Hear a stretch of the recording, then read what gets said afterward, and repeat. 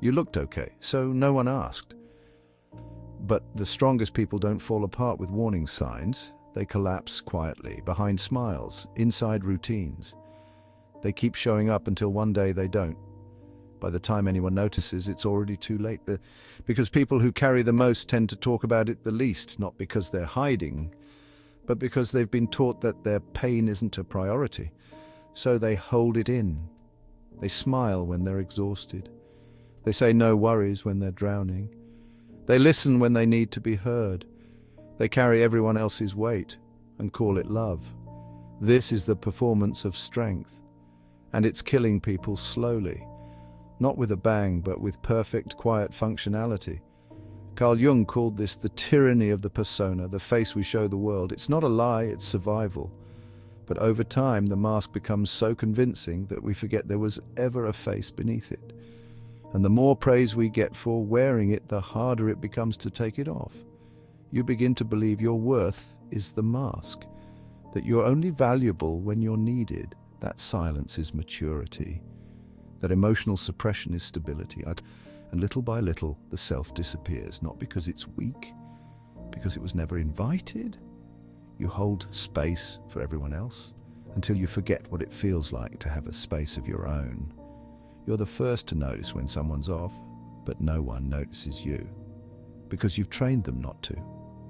You taught the world to see you as the strong one, but strength isn't supposed to cost you your aliveness. And yet here you are, functioning, successful, present, while quietly collapsing in places no one sees, in your car, in the kitchen, behind the "I'm fine" you don't even believe anymore. This isn't burnout, it's invisible grief, it's soul fatigue. It's what happens when your inner life becomes a ghost, haunting the script you were told to follow. And the scariest part, you don't even know who you'd be without the performance. Because somewhere along the way, surviving replaced living. And now even stopping feels dangerous.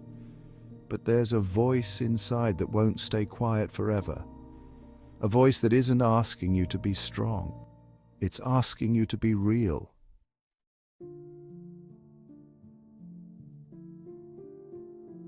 You keep showing up, but you're not really there.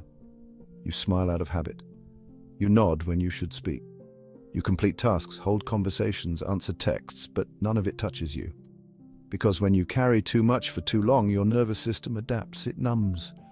It silences your needs to keep the machine running. And you've been running for years. People call you dependable, responsible, a rock. But the truth is, you're crumbling beneath the image. You rehearse your tone before you answer the phone. You zone out in meetings because your brain is screaming for quiet. You cancel plans not because you're busy, but because showing up feels like dragging your body through quicksand. And still you feel guilty. Because the world convinced you that rest is laziness, that sensitivity is weakness, that if you're not producing, you're not enough, so you push harder, even when your hands tremble brushing your teeth, even when the thought of replying to a message makes your chest tighten, even when you lie in bed, eyes wide open, body exhausted, soul starving.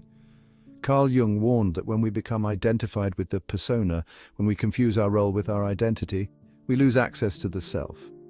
The self doesn't go quietly. It withdraws, it waits, then eventually it erupts.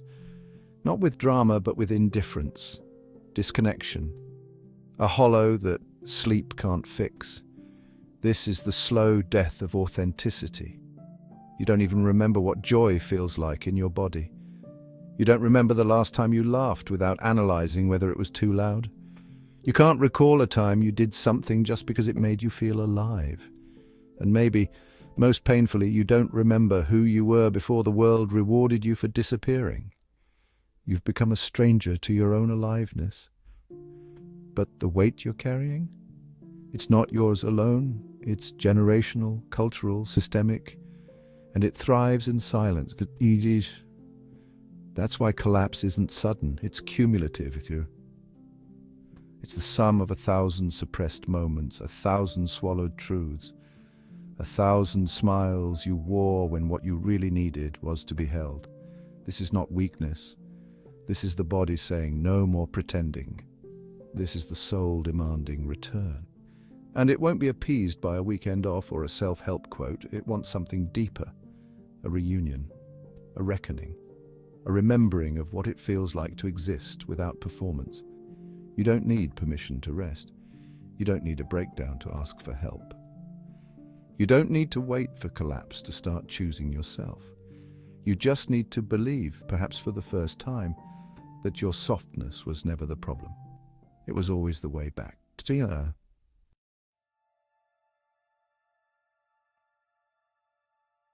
It doesn't always begin with a breakdown. Sometimes it begins with a pause, a hesitation you can't explain. It is a day when even brushing your teeth feels like a chore, a meeting where you smile through the entire thing and then sit in your car afterwards staring at nothing, because the act of pretending drained everything you had left. And that pause becomes a crack. Not loud, not visible, but real. You start forgetting things. You reread the same sentence 5 times and still don't remember what it said. You laugh at something and realize the sound doesn't feel like it's coming from you. You stop answering texts, not because you don't care, but because you don't have the energy to be perceived. No one sees the moment the weight becomes too heavy, because you've been carrying it for so long that silence looks normal on you. But inside, the split is growing wider. Carl Jung said that when the mask becomes too tight, the psyche revolts. Not with fire, but with emptiness, with quiet, with stillness so complete it becomes unbearable. This is not a failure. This is an initiation.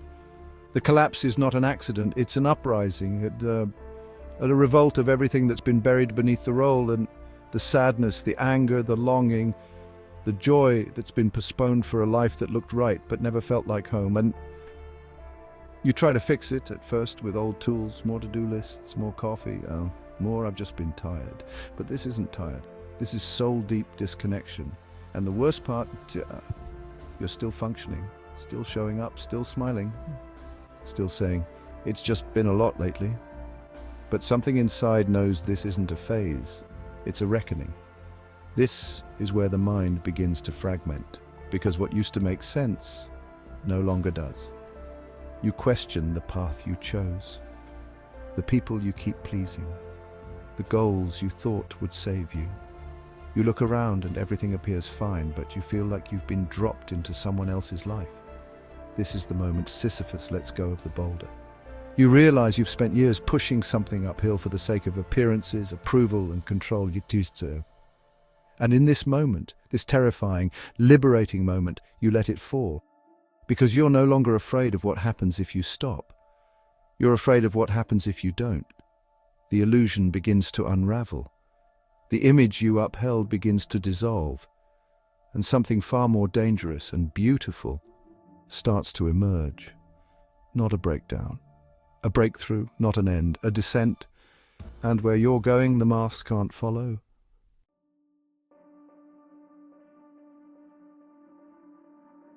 There's a silence that follows the fall, not the absence of noise, the absence of pretending. And you stop talking about your calendar, so you stop pretending your mornings are fine, and you stop performing small talk, and suddenly the space between words becomes unbearable. Because that's when the shadow shows up. Carl Jung said the shadow is everything we've disowned to survive. The anger we weren't allowed to express. The sadness we had to swallow. The needs we abandoned so others wouldn't leave. It carries every part of you that didn't fit the narrative. And when the collapse tears the script in half, the shadow doesn't knock. It walks in.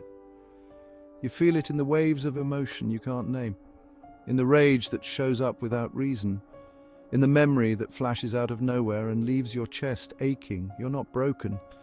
You're being asked to feel what you've been trained to ignore. This is the moment of confrontation. You're not supposed to like this part. You're supposed to doubt it, fight it, shame it. Everything in you wants to retreat into productivity, into fixing, into being okay. But being okay is what buried this in the first place. You're not meant to conquer the shadow, you're meant to sit with it, listen to it. Let it tell you all the things you weren't allowed to say when you were too busy being strong. And when you do, something remarkable happens. The fear doesn't grow, it softens. The shame doesn't deepen, it dissolves. Because for the first time, you're no longer judging your pain, you're witnessing it. You're holding it the way you've held everyone else. And in that holding, you see it clearly. You weren't broken. You were exiled from yourself. You gave the world a version of you that was easier to digest at the cost of the parts that made you feel alive, but they never left. They waited quietly, in the silence, in the symptoms, in the discontent that never fully went away. This is not regression, this is reclamation. The return of every voice you muted to be acceptable, every truth you diluted to stay safe, every instinct you abandoned to belong. You're not collapsing, you are converging. And what's rising now is not weakness, it's memory, man, of who you were before the mask, of the self that never stopped speaking even when no one was listening. You hear it now. And for the first time, you don't look away.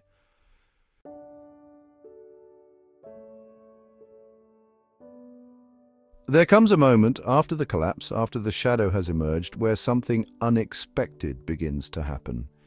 You stop trying to go back. Not because you found what you were looking for, but because you finally understand that what you were looking for was never yours to begin with. You let the boulder roll back down the hill, and this time you don't chase it. Carl Jung called this psychic death, the unraveling of the false self. The quiet, necessary death of everything you believed you had to be, and in its place a silence begins to grow. But this time, the silence isn't hollow. It's holy. You don't rush to fill it, you don't numb it, you don't hustle your way out of it. You stay. Sure, you sit in the wreckage, in the stillness, in the not knowing. And what you find there isn't an answer, it's something better, permission to stop, to rest, to grieve the version of you that held it all together. You begin to realize that your value never lived in your strength. It lived in your present. And presence only exists when the performance ends. You feel it in your chest when you breathe without bracing, in the way your body softens when you stop being useful and start being real. You don't need to be needed to deserve rest. You don't need to be perfect to belong.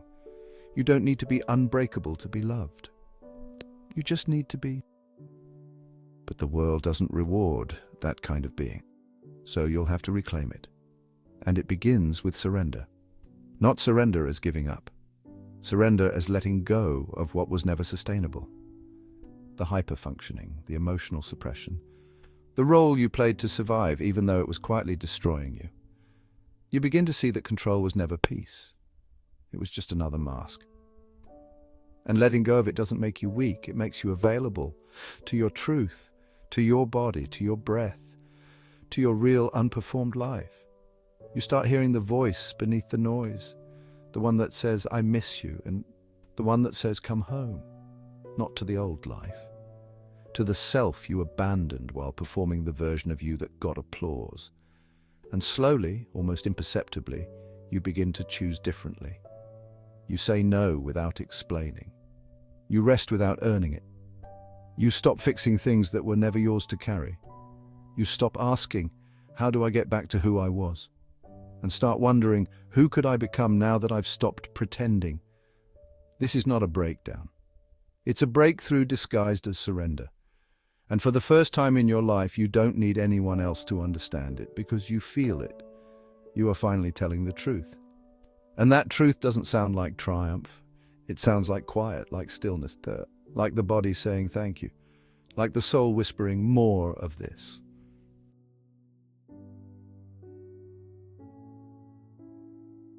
No one claps for the return. There is no music, no montage, no moment of cinematic redemption. But there's just you standing in a quieter life, not fixed, not finished, but honest. The world still pulls, the pressure still knocks, but now you don't answer every time. You no longer treat exhaustion like a badge of honor. You no longer confuse being indispensable with being loved. You no longer shrink yourself to fit into rooms that never saw your fullness. You know the cost now. You know what it took to carry the performance, to play the role, to collapse in silence and call it strength now. And you're not willing to pay it anymore. You don't owe anyone the version of you that suffered in silence for their comfort. You don't need to keep performing your worth to be allowed to exist. You are here, as you are, and that is enough. You begin to speak differently, more slowly, with more pauses. Ah, as if every word is allowed to take up space now. You feel things more deeply, not because you're fragile, and because you're no longer numb. You walk through the world less like a soldier and more like someone who knows how to touch the ground again. You know what you lost in the collapse, but now you see what you gained. A different kind of strength, not the kind that carries everything, the kind that knows when to set it down, not the kind that performs perfection, the kind that welcomes imperfection as part of the story, not the kind that fights to be understood, the kind that sits in truth, even when no one else gets it. You are no longer who you were, and you're not yet who you will be, but you are here and you are real. That is the beginning of everything. If this spoke to something quiet inside you, share it with the one who's been holding too much for too long, the one who smiles easily but feels like they're vanishing inside, the one who hasn't said the words out loud but lives every day on the edge of disappearing. Let them know they're not alone. And if you want more spaces like this, subscribe. We're building them. For the ones who no longer want to pretend, for the ones who remember what it cost and are finally ready to come home, to the self that was never lost, only waiting.